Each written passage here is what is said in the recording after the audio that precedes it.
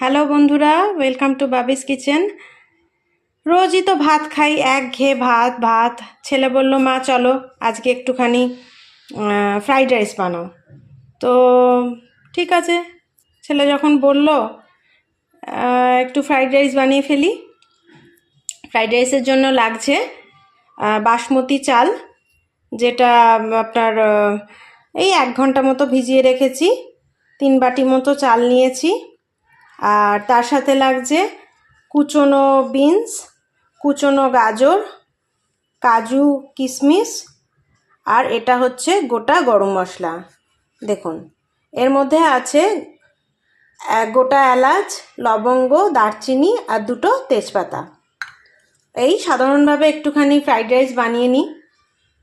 চলুন তাহলে ফ্রাইড রাইসটা শুরু করি। আমি কিভাবে ফ্রাইড রাইস করি সেটাই আপনাদের আজকে দেখাবো। ফ্রাইড রাইস তো অনেকেই অনেক রকমভাবে করে থাকেন, কিন্তু আমি চটজলদি কিরমভাবে ফ্রাইড রাইসটা বানাই সেটাই আপনাদের সাথে আজকে শেয়ার করব। চলুন তাহলে শুরু করি। চালটা ধুয়ে জল দিয়ে বসিয়ে দিয়েছি, এটার মধ্যে ফুট ধরে গেছে। আমরা প্রথমে ভাতটা করে নেবো ফ্রাইড রাইসের জন্য। আর এই ভাতটা করার সময় মানে চালের মধ্যে আমরা নুন দিয়ে দেবো। পরে আলাদা করে নুন দেবো না, যখন ভাতটা হবে তখনই এর মধ্যে নুন দিয়ে দেবো।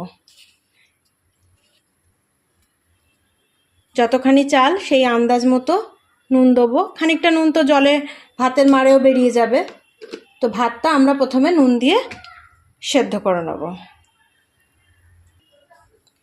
দেখুন, ভাতটা হয়ে গেছে, ফ্রাইড রাইসের রেডি হয়ে গেছে ভাতটা। এবার আমরা নামিয়ে মার গেলে নেব। এবার এটা নামিয়ে মার গেলে নেব। ভাতটা রেডি হয়ে গেছে।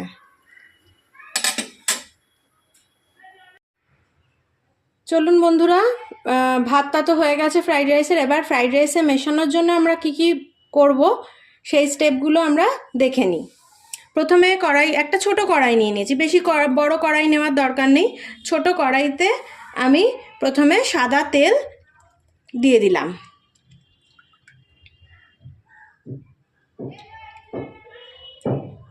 একটু সাদা তেল দিয়ে দিলাম। এবার এর মধ্যে 2 চামচ মতো ঘি দিয়ে দেবো।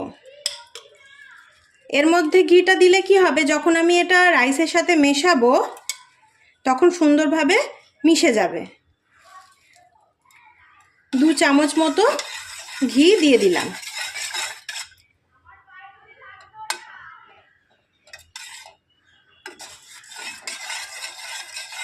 এই দুটো মিশে গেলে ভালো করে, এর মধ্যে এবার আমরা গোটা গরম মশলা আর তেজপাতাটা ফোড়ন দেব। প্রথমে তেজপাতা ফোড়ন দেব, তারপরে গোটা গরম মশলাটা ফোড়নে দিয়ে দেব।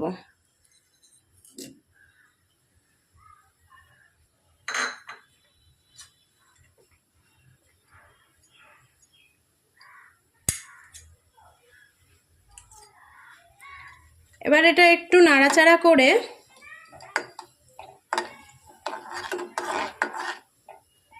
যেই ফোড়নের গন্ধটা সুন্দর উঠতে শুরু করবে, এর মধ্যে দিয়ে দেব কেটে রাখা বিনস আর গাজর।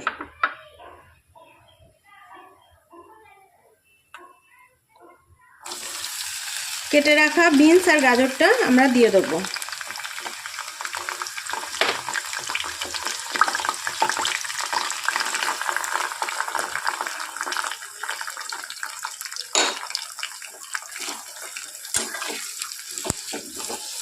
এবার এটা আমরা একটুখানি ভাজা ভাজা মতো করে নেব। হালকা ভাজা, খুব বেশি ভাজবো না, হালকা ভাজা, যাতে একটু হালকা নরম হয়।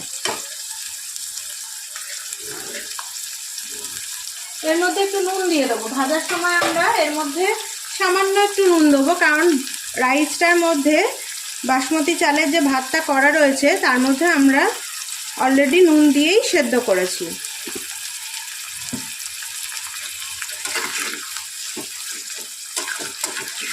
নুন দিয়ে এটাকে হালকা করে ভেজে নেব।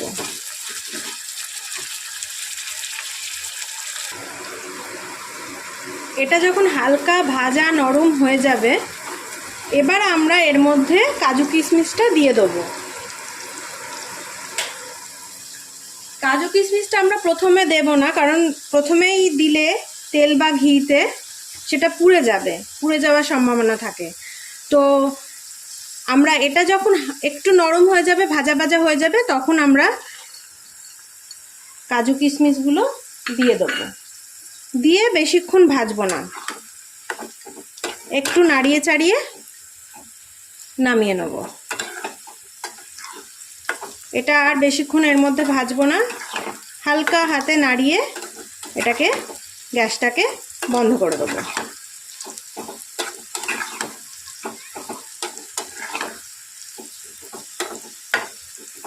হালকা হাতে নাড়িয়ে এবার গ্যাসটাকে আমরা বন্ধ করে দেবো। এবার ভাতটা নেব। বাসমতি চালের তৈরি করা ভাতটা নিয়ে যে ভেজে রাখা এই বিনস, গাজর, কাজু কিশমিশের মিশ্রণটা আছে সেটা এর ওপর দিয়ে দেবো। অনেকেই ভাবতে পারেন যে ফ্রাইড রাইস তো ভাতটা দিয়ে এর মধ্যে নাড়াচাড়া করা উচিত, কিন্তু আমি বলবো বন্ধুরা, আপনারা এরমভাবে করবেন, স্বাদে কোনো হেরফের হবে না, উল্টে আপনার রাইসগুলো ভাঙবে না। রাইসগুলো যদি আমরা কড়াইতে দিয়ে নাড়াচাড়া করি, তাতে কি হয় না, ফ্রাইড রাইসের রাইসগুলো ভেঙে যায়। আচ্ছা, এবার আমরা এর মধ্যে পরিমাণ মতো চিনি দিয়ে দেবো। 6 থেকে 7 চামচ মতো চিনি দেবো। মিষ্টিটা নিজের ওপর নির্ভর করছে, কেউ একটু মিষ্টি মিষ্টি ফ্রাইড রাইস পছন্দ করে, কেউ একটু কম মিষ্টি। এবার এটাকে সুন্দর করে মিশিয়ে নেব। এই রাইসটার সাথে এই ভাজা জিনিসগুলো, চিনিটা সব একসাথে সুন্দর করে মিশিয়ে নেব। আর যেহেতু ভাতটা গরম থাকতে থাকতে এটা করলে, এর মধ্যে চিনি দেওয়ার সাথে সাথে চিনিটাও গলে যাবে, সুন্দরভাবে চিনিটা গলে যাবে। এটা হালকা হাতে একটু করে নাড়িয়ে নিতে হবে, যাতে সুন্দর করে এটা মিশে যায়। দেখুন, ভাজা সবজিগুলো, কাজু কিশমিশ, ঘি সব কিছু সুন্দর করে মেশানো হয়ে গেছে। ফ্রাইড রাইস আমাদের রেডি। যদি হাতা দিয়ে না মেশাতে চান, তাহলে এরকমভাবে আমার মতো একটুখানি ঝাঁকিয়ে নেবেন, তাহলেও সুন্দরভাবে মিশে যাবে আর চালগুলো ভাঙবে না, সুন্দর করে মিশে যাবে। সুন্দর করে ভাতের সাথে এগুলো মিশে গেল। চিনিটাও, ভাতটা গরম আছে সেই জন্য গলে যাবে। সুন্দর আপনাদের ফ্রাইড রাইস, ঝরঝরে ফ্রাইড রাইস একদম রেডি হয়ে গেল, চট জলদি। কেমন লাগলো আমাকে জানাবেন রেসিপিটা।